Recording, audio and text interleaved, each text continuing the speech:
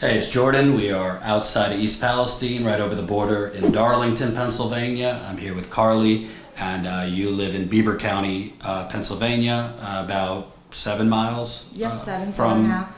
from where the derailment and detonation occurred. So tell us from the beginning, that plume came right over you in Pennsylvania, and you and your family were sick. Yes. Right away? Yes. I had experienced vomiting for days. My kids all experienced rashes, respiratory distress. My husband also. My father-in-law was in the hospital for bronchitis and pneumonia after that as well. And how long did those symptoms last after? A couple weeks, probably about 2 weeks. Wow. I threw up for 5 days, and then I still was, tightness in chest and things like that as well. But. So you're 7 miles away, but they never evacuated you. You weren't relocated. Mm-mm. So you're basically in the house while you're being exposed to God knows what. Right. There was no advice for hazard mitigation whatsoever. No, they could have told people blankets over the doors, anything like that. There was nothing from any officials that we should be doing that. I mean, they could have at least, I don't know, maybe tried to help us a little bit, but. And while you were having the symptoms and your family was having the symptoms, were you smelling chemicals? Yeah, I mean, we spent all weekend long. That burned even before the detonation. That stuff burned all weekend, and you could smell it in the air. Yeah. And talk about after those 2 weeks when the acute symptoms stopped, were you still having any other symptoms that kept going? My kids would experience rashes on occasion, but by the end of March, I noticed that my hair was falling out and breaking off, and it wasn't its normal texture. And I don't like asking a woman how old, but you're not. 35. Okay. Yeah. And did you notice if it was falling out, like specifically when you showered, or just any time? No, it started in a pattern. It started in the back, like at the nape of my neck, and kind of just went up from there, and until it was all gone, except a little bit on top. That once I'd seen the doctors and had a scalp biopsy done, I just shaved a little bit was left, because what's the point, So you lost it like very rapidly. Yeah, it was probably within 3 months. Yeah. And you were on city water. Yeah, municipal. Yeah, Beaver Falls municipal water. And where does your city water come from? The Beaver Creek, Which which runs comes through. from Youngstown, Ohio. It's a tributary to the Mahoning. Mm-hmm. So it could have been in the zone where there was contamination. Absolutely, yeah. Yeah. And who knows, water, air, who knows what is causing it. So what have the doctors said as far as the hair loss? I never brought it up that it could be related to this initially, until, we checked my hormones and they came back normal, and I had brought up, I said, do you think, I started looking into it by this point, and I was pretty convinced, and when I asked my doctor of 20 years about it, he wouldn't even look me in the eye. He wouldn't confirm or deny it either way, is what he told me, and he said that he couldn't confirm or deny it either way. When you say he wouldn't look in your eye, did you get a sense that He knew, but he just couldn't say. do you think doctors around here are scared to connect health problems to the derailment detonation? Absolutely, yeah. I mean, I think that leaves them open for some kind of litigation against them in the future, whether it be through their employer or, Norfolk Southern themselves. But for the most part, before this, you saw him for 20 years, always felt comfortable, honest. Yeah. Mm-hmm. And you kind of were then bounced around to different doctors? Yeah, I've been referred to 3 different dermatologists so far, but they just say your hair should start growing back in 4 to 6 months, which I am getting a little bit of growth back as of, the last couple of weeks, but... But they don't tell you what caused it? Right, yeah. Did they diagnose you with anything? Non-scarring alopecia. I had also lost my eyebrows and my eyelashes as well. Any alopecia in your family? No. No. And before the derailment detonation, how was your health? Healthy. I mean, I'm generally healthy. I've had blood work every year. I see the doctor regularly, routine physicals, things like that. So I'd consider myself generally healthy. I don't take any medications daily or anything like that. And your 3 children were, other than the rashes soon after, how's their health been? Good. My one son, he kind of developed, I would say, a tick, and I've seen the doctor about that. He kind of diagnosed it as, it'll go away. If you don't address it, kind of, a Tourette's type tick. But it's, and I haven't addressed it. I haven't asked him, hey, does your neck hurt or anything like that? And it's kind of gone away on its own, but that came and went, and I just thought that was odd too. But How soon after the derailment did that start showing up? this was just this summer, at the beginning of summer, so a year and a half. Do other people in your community, not obviously the hair loss, but have you friends, neighbors have any health problems that kind of popped up after the derailment? I've heard more people, girls at work, complaining about heavy periods, cramps, things like that. Heavier than normal? Yeah. Okay. Just people complaining about everyday stuff that I talk to, and I've noticed more people saying things. People getting sick, yeah. A lot of people talking about cancer treatments and things like that.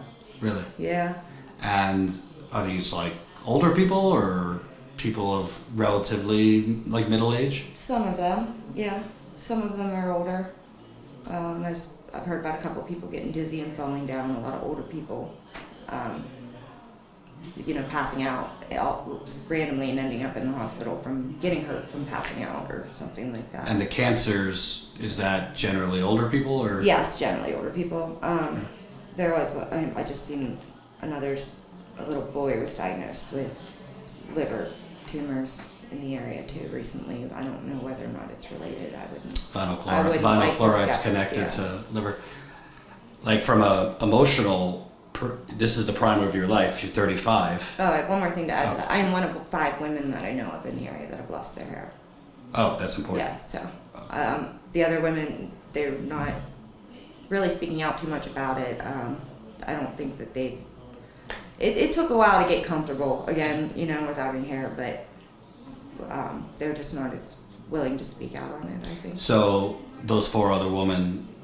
Same pattern, some of them lost their hair in the same exact pattern. It wasn't before the derailment, No. It was after. Mm-hmm. And are they within the same age bracket or all ages? Most of us are within, our after 30s to 50s, I would say. 30s to 50s, all of us are probably around that age, yeah. Were they, I'm sure. The one girl, she's on the other side of East Palestine to the west, but about the same mileage as me.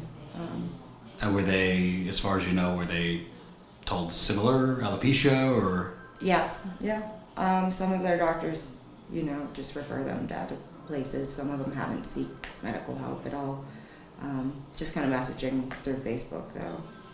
Are they having other symptoms other than the hair loss? Some of them, yeah. Yeah. A lot of eye problems, things like that as well. Eye problems? Mm-hmm. Mm-hmm. I've heard of the menstrual cycles, anything like that with? Not that I know of. That's kind of. It's hard to ask people. Yeah, of course. You know what I mean? Yeah, I don't like asking that. Yeah, but I've asked them, about medications, things like that, or things we could have in common. But it's fairly unusual to have that many people with losing your hair suddenly. Mm-hmm. During the Flint water crisis, people were losing their hair. With lead and other things, but here you have 5 women, all young adults or middle-aged, suddenly within the same time frame losing their hair, just the one common denominator being the chemical explosion. Yeah, and these chemicals, they're known to affect women more than men too, in that way. And it's also, I've been speaking to a toxicologist who's been a toxicologist for 55 years. He's saying there's as many as 120 carcinogenic, cancer-causing chemicals that through the detonation and the combustion. So I don't even think most people know. No, I don't think we'll ever know what we were exposed to, but I don't think we'll even find out what the results of that are either, and the impact of our environment here. I assume 35, prime of your life, 3 young kids. It's got to be emotionally devastating when you're losing your hair. self-conscious? Can you kind of talk about? Yeah, I mean, it was hard at first. I was I wore hats a lot for a while. So I just decided I was done hiding it, and I just shaved my head and accepted it. And I try to be open and talk to people about it now because people around here know me, and they know that this isn't some psychological thing for me. And I'm a very personable person, and I work with the public. And when they ask me, it gives me an opportunity to talk about this and make sure that they know that the impact that this will have on our community, because some people are just go and trust in what they're told by mainstream media, and I don't think that they're being honest. Tell me more about the media, because from what I've seen, when the media was covering this, they kind of just repeated what the EPA and Norfolk Southern said. Yeah, the media definitely, it's run by, I feel it's political. Whoever needs to get some attention in the news that day, they'll use it as political spin is the bread and butter, right? I mean, I don't know. But you feel like the media isn't actually investigating? I don't think that they're just take any lead and run with it, and whether it's true or not. They're definitely not either looking into it. I don't know. I can't. I just think that they're certain things they're not allowed to say because it'll cause a public health emergency, possibly. I think that's the case. Let me ask you, you're on the Pennsylvania side. Do you feel like there's been enough resources, communication from the governor, the Pennsylvania Environmental Department, the Pennsylvania Health Department? No. Because it seems like you're trying to figure this out on your own. Right. Yeah. There's been no help. I spoke to my governor's office many times in the beginning weeks, and my senator's office. Ironically, both of my senators in Pennsylvania were in the hospital at the same time in the weeks after this. But I spoke with their offices and put my messages in, and I spoke with my state rep here in the area, Jim Marshall, and my other rep, Chris DeLucio. It's, oh, well, we're going to get the Railroad Safety Act passed. We're going to, that's what we're going to do. That's going to get us justice. And that still hasn't been, there's been nothing done with that. The Farm Bill, anything that they had promised in the beginning, it's just on the back burner still. And there's still no testing that's accurate, or residents that had their soil tested by the Department of Ag and by the DEP, they still haven't gotten their results. You know what I mean? It's just, they sent people out here and they took the test, but that was it. I mean, And also, railway safety bill's nice, but that's to prevent future right. disasters. What do you do about the victims now?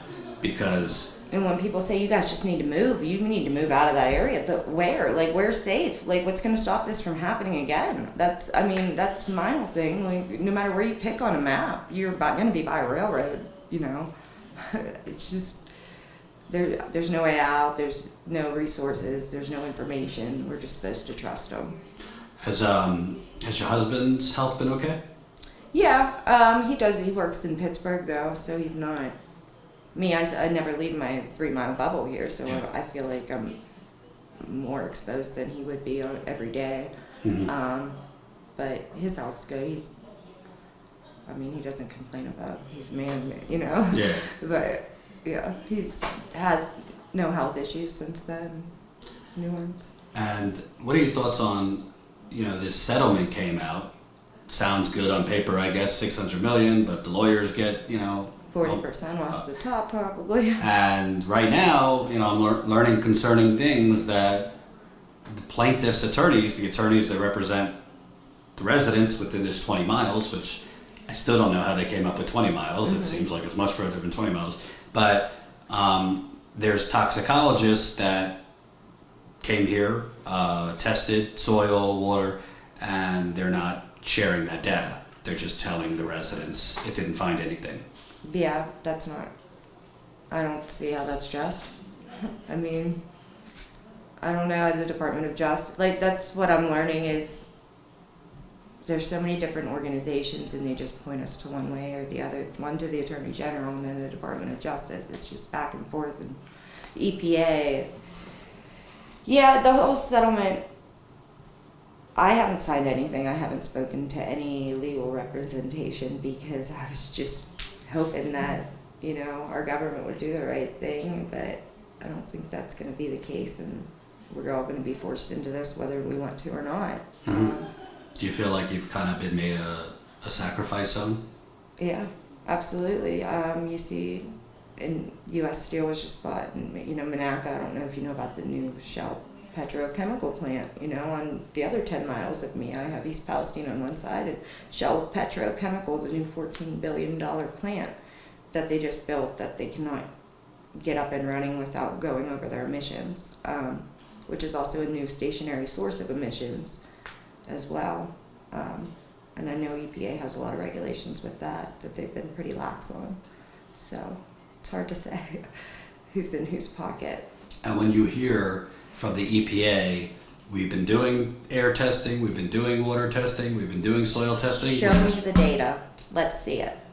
It's interesting you say that, because I recently found out that the EPA found vinyl chloride in the soil near the derailment site, but they didn't tell anyone.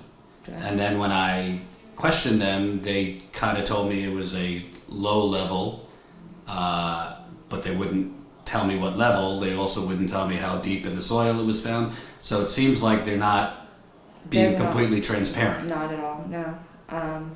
Mark Durno himself had told me an area by my house in Chippewa Township tested for 400 parts per trillion of TCDD, but he wouldn't, share any lab. Say that again? 400 parts per trillion of TCDD. What's TCDD? Tetrachlorobenzopidioxin, which is the most carcinogenic carcinogenic compound known to man, and very carcinogenic. There's studies on it all the way back to. So he told you this was massive contamination, yet.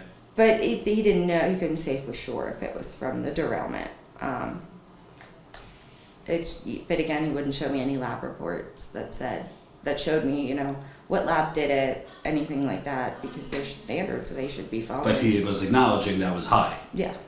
But they're not doing anything about it. No. Exactly. Sounds like a pattern. Yeah. Some people I've gone down a couple rabbit holes, and it's made me feel a little crazy at times, but the more I read and I read about the FEMA programs and things like that, I don't feel like this was an accident. I know it sounds crazy, but it's just hard to trust them after what I've learned, and I've seen them just blatantly disregard any information. What do you think about if you saw recently the NTSB, National Transportation Safety Board? They testified that through their investigation they found Norfolk Southern did not need to detonate those vinyl chloride cars, that Norfolk Southern was told repeatedly that the temperatures on the cars are cooling and you just need to let it cool down, which obviously would have taken longer, but Norfolk Southern basically disregarded that advice. They actually did not tell the governor of Ohio that. They hid that they were being advised not to detonate the cars. So it seems like Norfolk Southern unnecessarily blew up these all cars. of them, yeah, not just the one that was at risk for explosion, but all of them. Yeah. The NTSB hearing also, they left unanswered questions, because we know the night of the derailment that there were pump trucks called in that night, and those pump trucks were called off before Saturday morning ever rolled around. I know that from firefighters that were there that night, and they still haven't answered my question on who called those trucks off that night. Well, Norfolk Southern was running the emergency response. Right. The fire chief didn't get there. I think he was out of town, so he didn't get there till like 2, 3 in the morning. I just don't understand how there's no prosecution against them for anything. They broke several laws, environmental laws, and somebody should be in jail. Not even a criminal investigation. Right. Now, what I find very suspect is after this came out. J.D. Vance, who's now running for vice president. He was in a hearing in the Senate where the NTSB chair told him what I just told you, that Norfolk Southern basically did this unnecessarily. He himself said, well, it sure seems like they might have poisoned this town to open up the rail line quicker, yet he's not calling for an investigation. Senator Casey of your state, Senator Fetterman of your state, I don't know of anyone that's called, other than your governor, I believe in the beginning, did call for a criminal investigation, but no one else is. There's money to be made, and I mean, I don't know. It's just, it's criminal. It's a criminal act, and they all should be in jail. You think it's a cover-up? Absolutely. Yeah. Of what? I don't know. But they're hiding it behind environmental justice and what's it, climate justice, and all these new terms I've learned lately that aren't good terms. But I think it's... I get the sense from you you're emotionally exhausted. I am. Plus, you know, I just have 3 small boys who are constantly wrestling, and it's just... So they're home for the summer, so it is just emotionally exhausting. Watching them swim in our swimming pool that I don't know, you know, is safe, but it's just hard. It's hard because my husband and I don't see eye to eye on a lot of things about this, but he's not looking at the data and the research aspect of it. But I refuse to back down, you know, like he knows what he married. He knows that I'm stubborn and I'll do what's right. I will do what's right. He's more inclined to believe what they're saying? Not that. It's not that he believes what they're saying. It's he doesn't think there's anything I can do about it, which that itself hurts. But again, it's not going to break me, you know. Well, there was a young lady 30 years ago named Erin Brockovich who might disagree with him. Yeah, I know. Yeah, it's just, again, she was in town though, and she hasn't said a whole lot about this either. She got sick, actually, in East Palestine, unfortunately. CDC workers got sick, and they didn't tell anyone about that either. They just left because they got sick. Well, they had a press conference at the end of March downtown, hidden, like nobody even knew about it. And when I went down there, because they were at Darlington, they said, you know, go out and talk to the EPA. We don't want to talk to you anymore. We can't answer your questions. So they sent me out there. You could just taste it in the air out there. That even at the end of February, it was just an ungodly taste. And I ended up getting sick later that night as well. Weeks later, just drained, exhausted, feeling like I just wanted to go to sleep. I don't know. It's just definitely. I think it was from being out there all day, though. Well, last question. It feels to me, and based on everything I've reported, it just seems like it's just an intentional effort to sweep everything under the rug. Like you said, sacrificing. That's what it is, and it's going to be an industrial sacrifice. The place they're using it as it was already contaminated before, so either that or they're going to try to remediate the contamination that was in the ground from before. It's just hard to say. While the residents continue to be poisoned. Yeah. But East Palestine's a small town, and I feel like the federal government might take an advantage of that opportunity to lose a couple of people, you know what I mean? Well, I also think part of what we're trying to do here is point out that it's not just East Palestine. I mean, No. we live 7 miles away. But even my local municipal government, there's no answers either, you know, there's nobody looking into it. It's just kind of like, we'll just pretend everything's dandy. And Yeah, it's frustrating. what does it make you think, not to get too political, but I'm sure you're following the election and everyone talks about democracy's at stake. But if this is a democracy and Americans are harmed by a corporation, and instead of making them whole, or as whole as they could get, you're just kind of leaving people to fend for themselves, that doesn't sound like a good, healthy democracy. It's not. The people's voices in the area, our representatives, are not representing what's best for us in our families. The economy does not run the world. That's what it comes down to, you know, jobs in the economy, and we need to make, you know, it'll be good for businesses here, but businesses were here, we're fine, you know, the people were living here before the shell cracker plant came and things like that. I've actually had people contact me 2 years ago about the shell cracker plant and the chemicals coming out of there. Yeah, it's hard, but I feel like I have lost my faith in our government.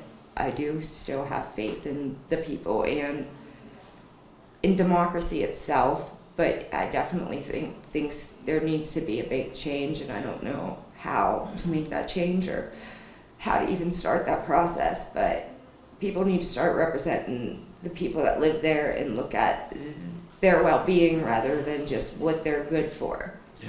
You know? It's just, but like, I have no faith in the red, blue, anything like that. That's all just a distraction to keep us fighting each other, is my personal feelings on it. As I always say, there's no red, there's blue. The only color that Right. matters is green in this country. Yeah, yeah. And it's sad. I mean, it's definitely been an eye-opening experience, and I've seen the ugly side of humanity. And it hurts, it does. But I have 3 small kids, and my only job is to raise them to be good men and do what's right, regardless of how much money you make. So that's my only hope, and that's why I keep fighting. Because if I just give up, what kind of example is that for them? It's just, that weighs on me. That's the only, I've thought about just walking away and just ignoring it.